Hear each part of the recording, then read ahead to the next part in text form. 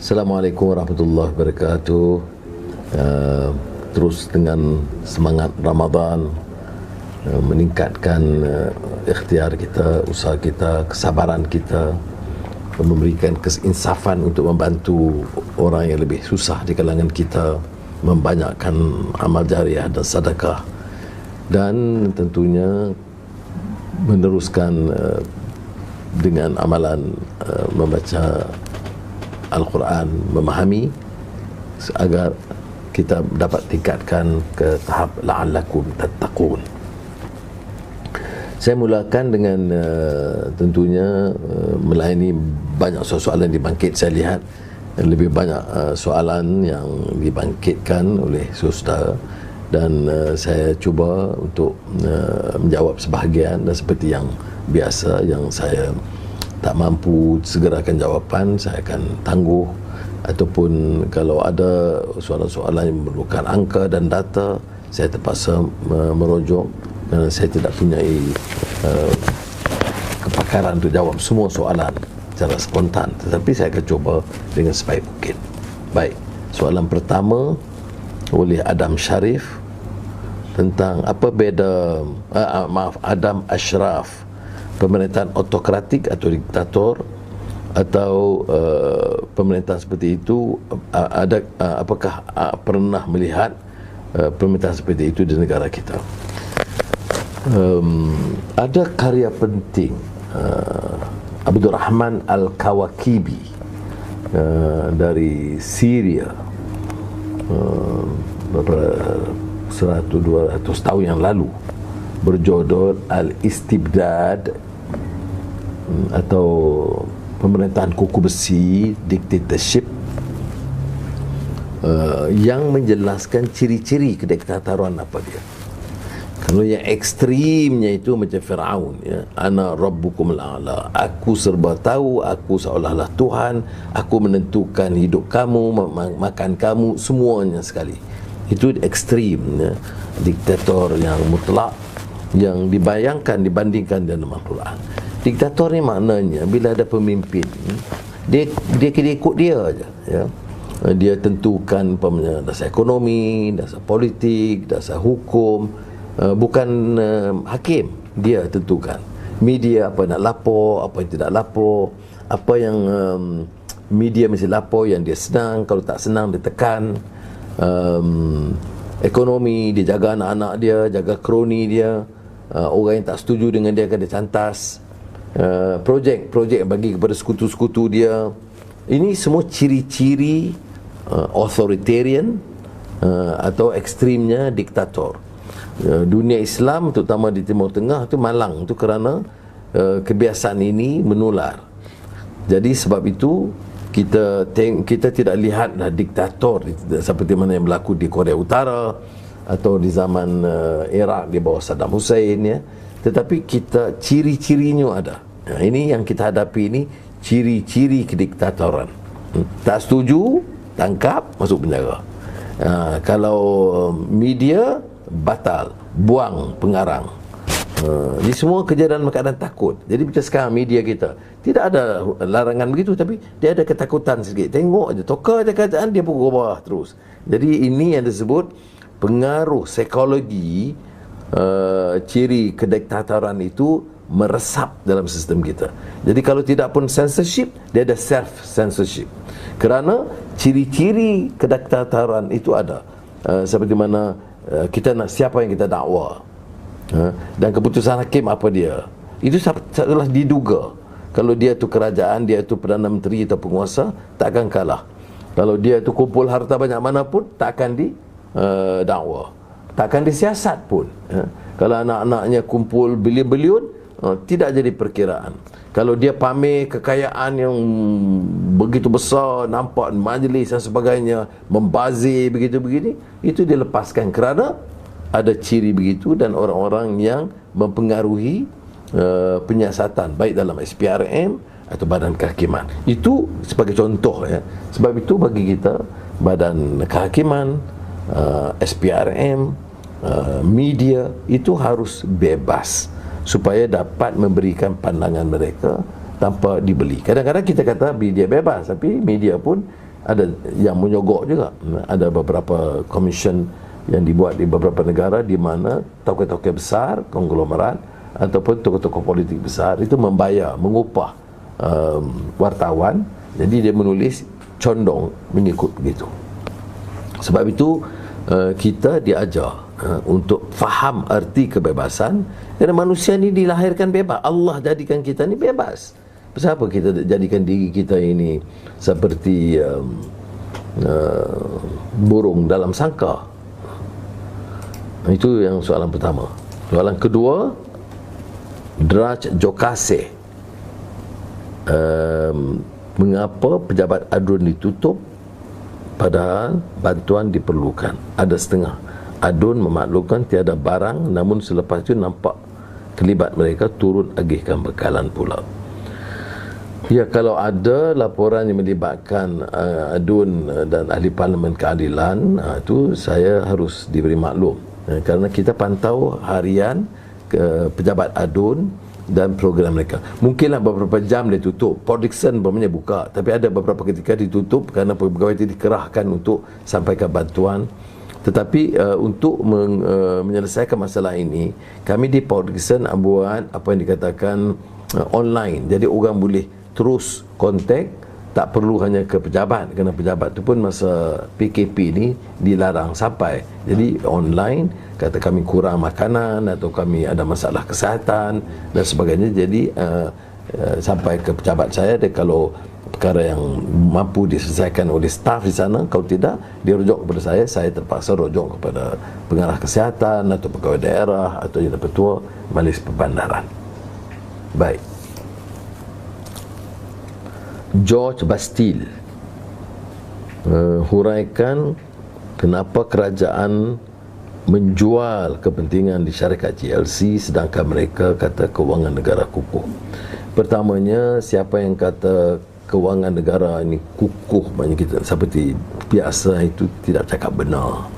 Memang kita hadapi masalah, kerana sebelum Covid pun kadar pertumbuhan kita 4.3%. Anda bayangkan ya, 4.3%. Kita perlukan di sekitar 6 hingga 7% untuk pertahankan kadar peluang pekerjaan dan mengurangkan pengangguran. Itu kita perlu di antara 6 hingga 7%.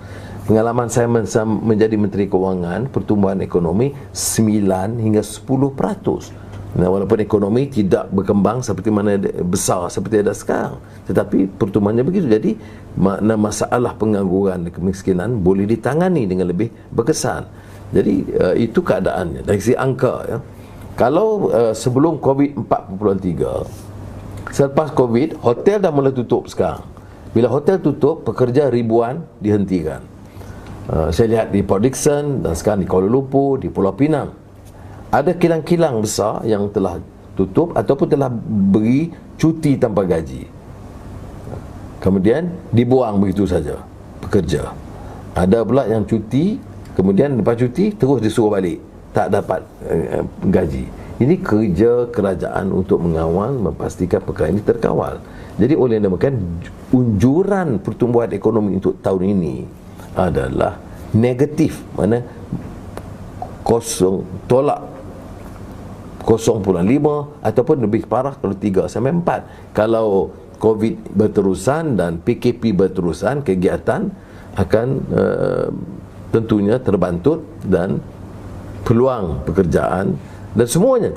Oleh demikian, untuk mengatakan ekonomi kita lemah, ekonomi kita masih kukuh, itu kurang, bagi saya kurang masuk akal lah ya.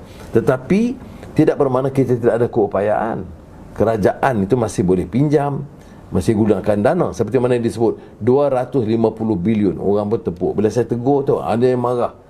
Saya kata bukan 250 daripada KWSP, daripada PNB, daripada Pekeso. Itu yang daripada sistem perbankan kita, itu yang 250 bilion. Daripada kita, daripada kerajaan 25. Kemudian Menteri Kewangan mengatakan daripada 25 itu sebenarnya 2 atau 3 bilion dipindahkan, disebutkan reallocation. Maknanya yang dibelanjakan 22 bilion. Apakah kerajaan tidak mampu? Dia mampu. Tapi apakah ini bermakna ekonomi kukuh? Tidak kukuh. ya. Dan kita unjurkan keadaan kalau berlarutan begini, dia akan memberi kesan yang sangat parah pada ekonomi. Saudara Bas, anak-anak kartel di Selangor tiada political will atau menunggu dikhianati sekali lagi. Ini istilah kartel, ini istilah orang-orang yang menyokong pengkhianat dalam parti keadilan. Itu disebut kartel, bukan perkara baru. Maknanya gerakan ini telah bermula agak lama. Banyak orang salah faham, ya. Dia kata ini hanya kejutan. Tidak, ada perencanaan yang agak lama untuk menjatuhkan kerajaan PH, dan ada dalang-dalang tertentu di dalam yang mungkin merencana tetapi tidak berhasil seperti mereka kehendaki. Tetapi nyata perkara ini berlaku kerana pengkhianatan dari kelompok yang disebut kartel itu, ya. Tidak semua, saya tidak mau salahkan semua. Ada yang sekarang menggesa supaya keadilan melalui lembaga disiplin mengambil tindakan keras terhadap semua. Ya, saya tidak setuju, kerana bagi saya jalur hukum mesti harus ada, dan orang-orang ini sebahagiannya 280 begitu telah pun dipecat. Dia dah umum keluar, ya. Ada yang mengatakan ikut due process. Ini parti, orang tu memang kita tahu betul-betul khianat, nak tunggu 6 bulan lagi, tak mensabar. Jadi ada kes yang jelas. Ada orang kata pertuduhan itu tak jelas. Kamu terlibat dalam pengkhianatan dari awal, memang semua ketahui. Mengapa nak sorok di sebalik parti dan technical process, ya? Bagi saya patut ada keberanian pilih. Ini negara yang bebas. Kamu nak kekal dalam keadilan, nak keluar, nak masuk bersatu, nak tubuh parti baru, nak masuk gerakan, itu hak kamu masing-masing. Tetapi buat apa nak gunakan isu proses ini kalau nyata? Tetapi kalau tidak nyata, ada orang bermain menyokong tapi tidak mengetahui. Jadi kita harus teliti betul-betul dan biar sistem itu adil, dan tidak membebankan dan tidak mengenayai. Ini saya agak tegas, ya. Nak kata kita ambil sikap lemah, tak betul, kerana yang dipecat 280 lebih, yang digantung pun ratusan. Memang dah jelas dia termasuk. Yang digantung kerana selepas langkah Sheraton bersama pengkhianat masih lagi julang pengkhianat, jadi tentunya dia tidak ada tempat dalam parti. Tetapi kalau untuk Selangor, sudah ada beberapa tindakan ketua cabang, timbalan presiden, beberapa orang yang lain, termasuk ahli majlis mesyuarat kerajaan negeri yang digugurkan berdasarkan maklumat dan bukti kepada lembaga disiplin dan diperakui oleh majlis pimpinan pusat. Selain itu, kemukakan bukti. Tapi saya telah mengambil pendirian bahawa selagi kerajaan negeri di bawah pimpinan saudara Amiruddin berjalan, mematuhi kehendak parti, menyokong parti dan pimpinan parti, tiada ada sebab kita harus pertikai hak dan peranan mereka. Kita tidak boleh juga memenuhi selera orang yang kata, tak, kami ini adalah kelompok yang taat dan setia kepada Anwar, tak berbelah bagi pada awal. Oleh itu kami berhak untuk memberikan pandangan dan menolak sesiapa. Tak boleh begitu, ya, tak boleh begitu. Kita bercakap soal proses dan keadilan. Orang yang nyata terlibat itu betul. Kalau yang tidak, kita harus beri hak kepada mereka dan beri ruang kepada mereka. Jadi ini keputusan kita setakat ini. Baik. Hariri Hassan, cadangan PH melakukan penjenamaan semula, bendera ditukar kepada keadilan. Saya kata PH sebagai parti memang berjalan baik, dan keadilan, simbol keadilan digunakan dalam pilihan yang lalu. Menang tanpa keadilan, lepas menang ditikam kita, itu biasa dalam dunia politik yang tidak ada akhlak. Sebab itu saya tekankan perlunya akhlak dalam politik, ya. Ini yang disebut isu governance, isu integrity. Baik. Soal bagi saya perkara itu tidak bangkit. Yang penting kita perkuatkan keadilan. Ya, basisnya masih Melayu. Prinsip perlembagaan jelas. Kita adalah satu parti yang sangat teguh dalam mempertahankan kedudukan bahasa Melayu. hak keseimbangan orang Melayu, kedaulatan gajah-gajah Melayu, Islam agama persekutuan. Kalau nak terima keadilan, mesti terima prinsip ini, ya. Dan menjaga kepentingan golongan ekonomi bukan untuk dikaut oleh kelompok kecil yang kaya. Tak peduli sama ada Cina atau konglomerat Melayu atau India atau Dayak. Tapi kita dari dasar ekonomi mestilah memastikan pemerataannya, keadilan bagi semua, dan majoriti yang memerlukan adalah Melayu dan Bumiputera, ya, Sabah dan Sarawak. Jadi oleh demikian, bagi saya dasar ini lebih baik daripada dasar memperkayakan sekelompok kecil. Ini perbahasan ini harus diteruskan. Orang kadang salah faham bila kita katakan kalau kita ada 10 bilion, kita nak memperkayakan 2-3 kerat Melayu atau anak kita dan kroni kita supaya jadi bilioner, ataupun gunakan ini berikan peluang pendidikan, tingkatkan peluang pendidikan kepada semua yang majoritinya tentunya Melayu.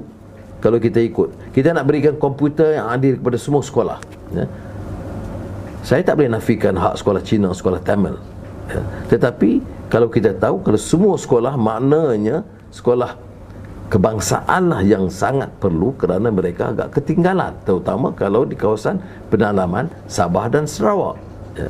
Kita faham kadang-kadang mengapa suara gelisah dari Sabah dan Sarawak, kerana mereka kata mereka dah bersama kita, sudah lebih 5 dekad merdeka bersama kita, tetapi mereka tidak dapat kejar tahap kemajuan. Bekalan api air pun ada belum selesai, sekolah pun sangat daif. Jadi hal-hal sedemikian bagi saya adalah keutamaan daripada bercakap soal hanya kaum, ya. Tapi yang bila cakap soal kaum, yang bolot itu yang paling banyak jerit soal Melayu, dia yang jadi dapat habuan yang besar-besar, ya. Tetapi yang rakyat terbawa di bawah ini hanya diberikan sikit-sikit, RM50, RM100 semasa pilihan raya. Sebab itu bagi saya peranan keadilan menjelaskan hal ini sangat penting, dan saya mahu keadilan itu menjadi parti yang kuat, parti induk yang kuat di negara kita, dengan sebagai parti masa depan. Terima kasih. Wan Muhammad, Menteri Taqiyuddin menidakkan keperluan sidang parlimen kerana COVID-19. Tapi tidak ada hujah. Saya sebut Australia, Singapura, Amerika, United Kingdom. Kalau negara itu demokratik, dia ada sidang. Dia ada sidang tu nak jaga jarak, dia nak gunakan, nak perkecilkan jumlah, itu boleh dipersetujui bersama dalam jawatan kuasa. Parlimen memutuskan. Tetapi ada peruntukan undang-undang perlembagaan. Kalau kata tidak perlu, mengapa kita adakan juga 18 Mei? Siap dengan tempat. Jadi ahli parlimen akan terpaksa duduk, bukan saja di tempat sekarang, tapi tempat pegawai dan juga tempat pemerhati untuk memenuhi tempat. Dah buat. Takkan nak buat sidang 1 jam seperti yang dicadangkan sekarang? Apa salahnya sambung 2 hari bincang soal COVID? Tapi ternyata mereka tidak ada keyakinan. Mungkin mereka rasa tidak cukup kuat, ya. Tetapi itulah peluang jadi menteri-menteri semua kena bersiap sedia, kerana kita dalam Pakatan Harapan dan juga dengan warisan itu jumlahnya agak besar.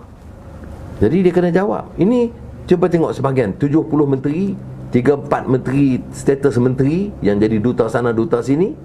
Itu yang kesana kesini itu duta. Dah 73 jawatan. Kemudian kadang tak nampak pun. Kerja apa? Gaji dah jalan. Kerja apa? 73 gaji yang 560 ribu sebulan, ya. Dalam keadaan rakyat nak makan pun susah. Kemudian JLC nak lantik lagi. Semua orang politik kata hak ahli parlimen mesti bagi je. Ahli parlimen gaji dah 20 ribu, campur semua sekali lagi allowance, ya. Kemudian wajib bagi lagi tiap ahli parlimen yang menyokong kerajaan JLC, ya. Lantik yang layak. Kalau ada ahli parlimen yang punya kemahiran, keterampilan tertentu dalam bidang tertentu, saya tidak berhalangan. Tetapi janganlah bolot, untuk tembolok peribadi, sehingga dalam keadaan rakyat disuruh hidup sederhana, jaga PKP, jaga ini, bagi kawal nafsu makan kita dan sebagainya, ini tidak dapat kita terima. Jadi itu sebabnya mereka nak elak. Ya. Dalam peraturan kewangan, rang undang-undang perbekalan, ya, iaitu kita nak tambah 22 bilion, dah nak tambah lagi 3 bilion, 4 bilion, nak ambil daripada sana, daripada sini. Itu kena terang di Parlimen, dibahaskan. Kalau tak boleh bahas bulan seperti biasa, bahas hari, baru boleh diluluskan. Jadi saya anggap ada kebimbangan di pihak kerajaan untuk mendapat cukup undi untuk meluluskan. Jadi kalau kerajaan ni tak berani kerana takut ada jumlah, macam mana dia anggap kerajaan itu sah? Ini disebut the problem of legitimacy, ya, dalam kerajaan. Baik.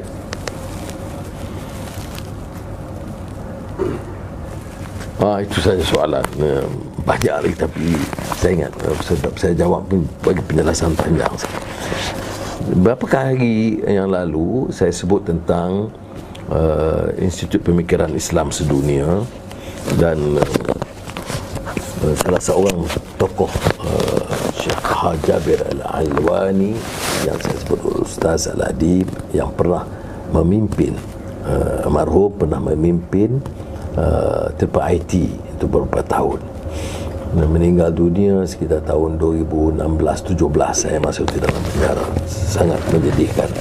Dia, seperti yang saya sebut, bila saya mengajar di University Georgetown, Amerika, saya duduk berjiran dan kami ada kelas mingguan dengan beliau, dan kupasannya disebut adalah manhaj Al-Quran. Iaitu bagaimana kita melihat Quran itu dalam rangka mengatur sistem hidup manusia. Jadi membaca dengan tartil, kemudian dia mengupas. Bagi dia masalah umat ini banyak yang pintar membaca tapi tidak memahami dan memahami kupasannya. Tapi saya sebut juga ialah salah satu buku dia, ya, mulanya buku kecil, ya, yang disebut Adabul Ikhtilaf fil Islam. Adab ikhtilaf dalam Islam, yang diterjemahkan oleh Abim, Adab Perbezaan Pendapat dalam Islam, oleh Syekh Dr. Taha Jabir Al-Alwani. Dulu saya edar ni 10,000 di kalangan pemuda-pemuda. Dia bagi sudut sejarah juga, ya. Tapi dia selepas itu dia kupas dengan lebih panjang. Juga oleh Al-Ma'had Al-Alami Lil Fikri Al-Islami, iaitu International Institute Islamic Thought, iaitu buku dia kupas dengan lebih teliti tentang min adabil ikhtilaf, ya. Ini dia tekankan tentang adab beza pendapat, dan dia mula dengan tentulah prinsip Al-Quran, sejarah, dan kemudian tentang mazhab-mazhab pun, ya. Kalau kita tengok perbezaan dalam mazhab itu, dia kalangan imam-imam sangat tolak ansur, tapi di kalangan pengikut sangat berperang kuat, ya. Kaum muda, kaum tua lah, Wahabi, tidak Wahabi, perang besar. Di kalangan alim, mereka sangat tolak ansur, sangat asalkan tidak melanggar syariat ataupun tidak melanggar hukum yang sabit, yang tetap. Tapi dalam ini diterangkan juga tentang kisah-kisah yang penting yang menyebabkan ada perbezaan pendapat. Pertama dari segi hukum, kedua dari segi tafsiran, pandangan tentang pemerintahan. Ini semua dikupas. Tetapi yang penting disebut sini ialah adab berbeza pendapat. Janganlah umpamanya sekejap aja perbezaan pendapat terus nak ya, ada disebut di sini dalam pengantar dan juga dalam kupasan Syekh Taha berkaitan dengan Al-Anfal ya, yang bermaksud tentang mengelakkan daripada pertengkaran. Wala tanaza'u fatafshalu wa tazhaba rihukum wasbiru innallaha ma'as sabirin. Dan tentulah kita dituntut mentaati Allah dan Rasul. Jangan berbantah atau bertengkar.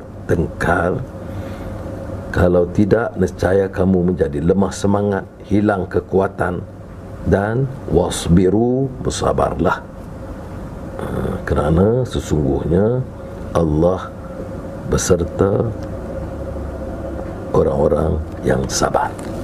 Ini di antara yang kemudian alasan dia menyebabkan bahawa perbezaan pendapat ini, saya tekankan, saya lihat umpamanya budaya netizens ini, ya, kadang-kadang bila beda pendapat itu dia tidak menggunakan hujah, dia guna apa yang disebut sebagai maki hamun, cerca. Ini tidak boleh. Jadi saya harap saudara yang terlibat dalam pandangan dan ulasan boleh tegur saya, boleh kritik saya, boleh bantah saya, boleh engkar dan tidak setuju, ya, tetapi janganlah ikut cara orang-orang yang rendah akhlak dan akal budi, yang guna untuk maki hamun dan cerca. Baik tak setuju je, orang ini alat Yahudi, tak setuju je alat DAP ataupun alat Freemason, alat Zionis. Kalau ada bukti, kemukakan. Kalau tidak, ini hanya akibat daripada apa yang disebut cemburu dan permusuhan yang tidak akan membawa berkat. Jadi saya syorkan bab permulaan, ya, kalau ada yang nak pesan daripada Abim, walaupun saya fikir terjemahan tidak kuat sangat, tapi saya teliti juga yang terjemahan Inggeris yang itu lebih kuat. Tapi ini kerana di terbitan lama, jadi mungkin mereka boleh, ya, cetakan pertama 1989. Mungkin kalau ada edisi baru, tapi setakat ini sangat baik, ya, tentang bagaimana isu-isu dapat dileraikan dengan bijak. Ya, ada yang dikatakan di antara yang dasar perincian yang furu'iyah, yang benar-benar kecilan itu, dia nampak penuh kebijaksanaan untuk berbeza pendapat. Tapi lainlah, saya tahu lain, sebab kita dalam kegiatan dakwah kita tengok kadang-kadang kalau sikit saja berbeza pendapat saja terus itu diserang, ya. Jadi saya tidak maulah bagi contoh itu, kerana contoh itu kan nanti buat kontroversi baru pula, ya. Sebab itu dulu saya pernah sebut tentang Hamka dia tulis ayahku Haji Abdul Malik Karim Amrullah ni, tulis ayahku ni kerana dia bawa pandangan baru yang disebut aliran moden, kaum muda di Indonesia ni pada masa itu dia keras. Tapi Hamka bila ikut, akhirnya dia nampak ambil pendekatan yang lebih bijak dan lebih lembut, ya, supaya dapat berdamping, dapat menerima, ya. Seperti saya lihat mana Syekh Yusuf Al-Kharadawi itu, ya, ini soal Fatihah Bismillahirrahmanirrahim. Syekh Taha pun begitu juga. Tapi bila diimamkan solat di sini, bunyi Bismillahirrahmanirrahim dia. Syekh Taha bila solat di rumah saya, dia mula Bismillahirrahmanirrahim, bunyi. Kemudian kita kebetulan malam Jumaat itu ada yang orang menentang tak boleh hanya baca Yasin, baca Quran, jadi perdebatan. Jadi saya tengok dia tanya biasa, saya kata bulan lalu kita baca Yasin, baik kita baca Yasin. Jadi dengan cara yang sedemikian, bagi dia, ya, kerja asalkan jangan bertentangan dengan syariat, yang boleh bawa kepada kesedaran, yang bawa kepada kebaikan, itu digalakkan. Jadi mudah-mudahan dalam perbezaan kita dalam panas politik ini, dan banyak masa sekarang kebetulan, walaupun tidak berkempen, banyak masa berfikir, membaca, mengulas, dan juga dalam media sosial, kita gunakanlah satu budaya baru, budaya yang berakhlak, budaya untuk bersetuju dan menolak, tetapi dengan penuh hikmah dan kebijaksanaan. Terima kasih. Wassalamualaikum warahmatullahi wabarakatuh.